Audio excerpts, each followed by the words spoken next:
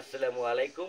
আমি এখন চলে আসছি আড়াল বাজার পালবাড়ি কুমার বাড়িতে চলে আসছি। যে ঐতিহ্য, যে স্মৃতির আগলে দিনের মানুষের যে হাড়ি পাতিল, হ্যাঁ, তৈরি করতো মাটির হাড়ি পাতিল। এই মাটির হাড়ি পাতিল যে তৈরি করে, ওই দিদির সাথে কথা বলবো। আদাব দিদি। নমস্কার। আচ্ছা, ভালো আছেন হ্যাঁ, ভালো আছি। দিদি? এই যে এটা কি বানাইতেছেন? দোয়েল পাতিল। দোয়েল পাতি।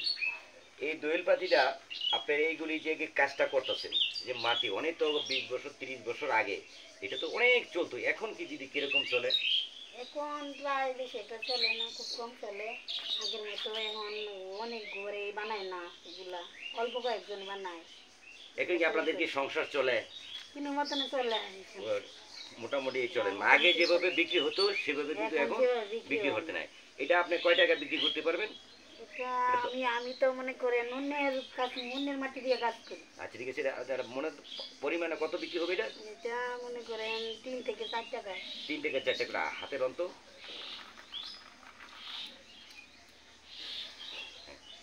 এই আপনি সারাদিনে কয়টা বানাতে পারেন? সারাদিনে মনে করেন 100 বানাতে পারি। 100 বানাতে পারেন না? সুপ্রিয় দর্শক, আপনাদেরকে পালবাড়ি আড়ালবাজার পালবাড়ি যে কুমার যে হাড়িপাতি তৈরি করে একজনের সাথে কথা বলে আপনাদেরকে আরও কিছু চিত্র আছে মাটি, তাদের সাথে আমি কথা বলবো এবং চিত্রগুলো দেখাবো।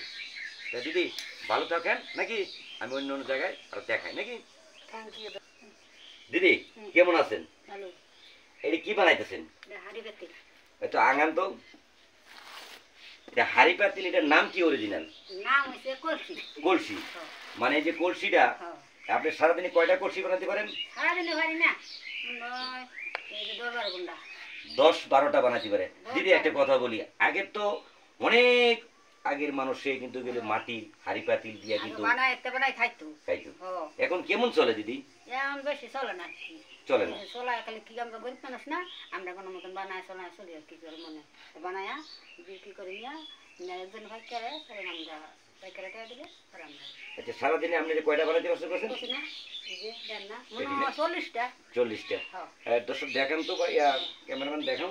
এটা দুয়ারে কারে ধরি আর কি, এটা আবার গলা দিই। আচ্ছা, ঠিক আছে। দিদি আরেকটা কথা বলি, এই যে বানাইতেছেন এটা বিক্রি হবে কত? আমি কইতাই না, আমরা বানাই। ও আপনি বানায় মানে আপনি যারা বিক্রি করে আনুমানিক 30-40 টাকা হবে না একটা, নাকি? 30 টাকা, 40 টাকা, 50 টাকা এরকম আনুমানিক। তাই দিদি আপনার সাথে কথা, কিরকম সংসার কি চলে দিদি?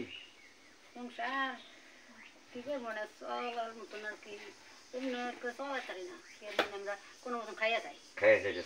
এবার তো বাড়ি বানাই কোনো মতন পাঠিয়ে দেবেন।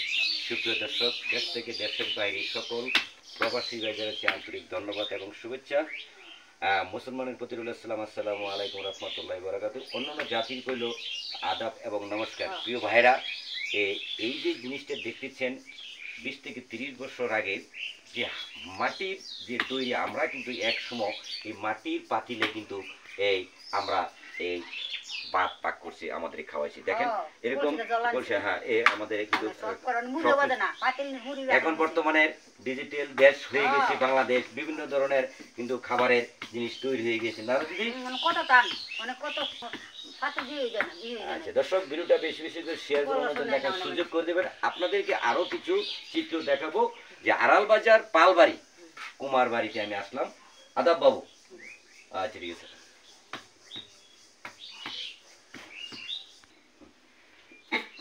হ্যাঁ বাবু, কেমন আছেন? আদাব। বাবু আপনার বয়স কত? 65। এই যে এটার কি কলসি বলে না? এই কলসিটা কত বিক্রি হয়? 60 টাকা। আর হাতে যেটা কি বলে? মানে ব্যাং, মানে সোনার ব্যাং আমরা তৈরি করেছে মাটি দিয়ে, নাকি? এই ব্যাংটা কত বিক্রি হয়? পাইকারি 20 টাকা। পাইকারি 20 টাকা। আর খুচরা? জাল লোন পাইকারি 20 টাকা, খুচরা এটা ওটা পাইকারি 60 টাকা। চাচা, এই যে এগুলি যে আরো জিনিসপত্র দেখা মাটির তৈরি জিনিসটা আগে যেভাবে চলতো এইভাবে কি? আগে যেভাবে চলতো চলতো এইভাবে না, বানাই কম। আপনার কাছে আরো এই মাটির কয়টা প্রোডাক্ট আছে দেখাইতে পারবেন? আচ্ছা, ঠিক আছে, চলেন যাই। সুপ্রিয় দর্শক, আপনাদের আরো কিছু মাটির চিত্র দেখাবো। চলেন বাবু, এটাতে কি বলে? কলস কলস, মানে ছোট্ট কলস, গড়ি গড়ি গরিব গনে। এই গড়িটা কত বিক্রি হয়?